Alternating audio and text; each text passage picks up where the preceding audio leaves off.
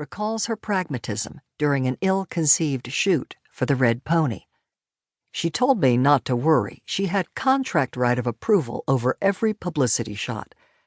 Myrna just said, if the studio wants to waste all that money, let them, and killed every picture in that $20,000 shoot.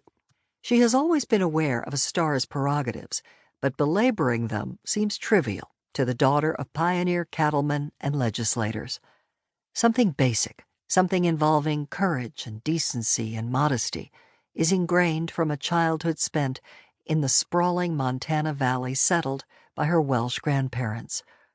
Her battles are not fought merely for herself.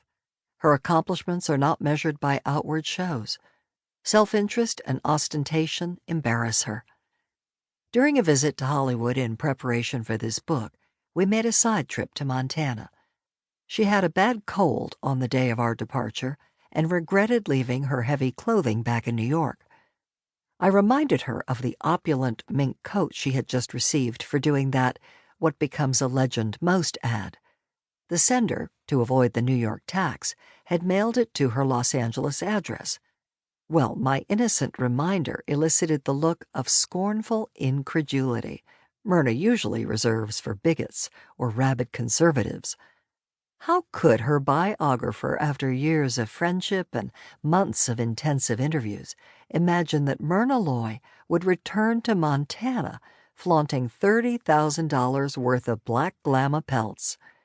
She wore instead an inadequate raccoon jacket and borrowed a heavy cloth coat from her cousin's wife against the cold Montana spring.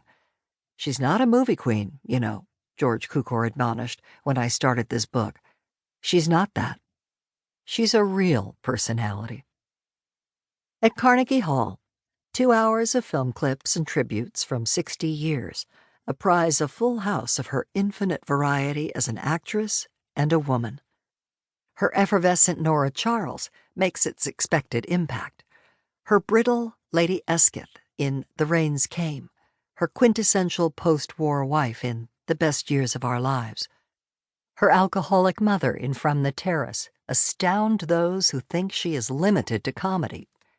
Versatile evocations of characters from Steinbeck, Sherwood, and Hammett, Nathaniel West, Philip Barry, and John O'Hara highlight clips representing a mere 22 of her 124 films.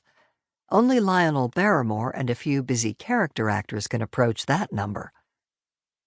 Burt Reynolds appears to lament the fact that he was born too late to join the likes of Tracy, Gable, and Powell as a Loy leading man, but had to content himself with playing her son in The End.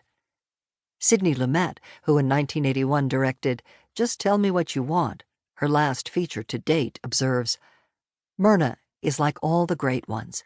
She has enormous reserves of power as an actress, so you can feel 10 things she's not showing you for the one detail you can see.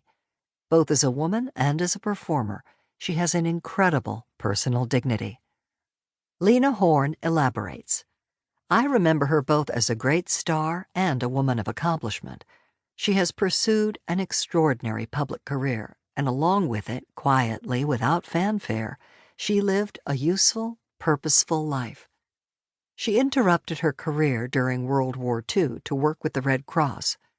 From the very beginning, she was a member of the American Association for the United Nations, a colleague of Mrs. Roosevelt, and a delegate to UNESCO.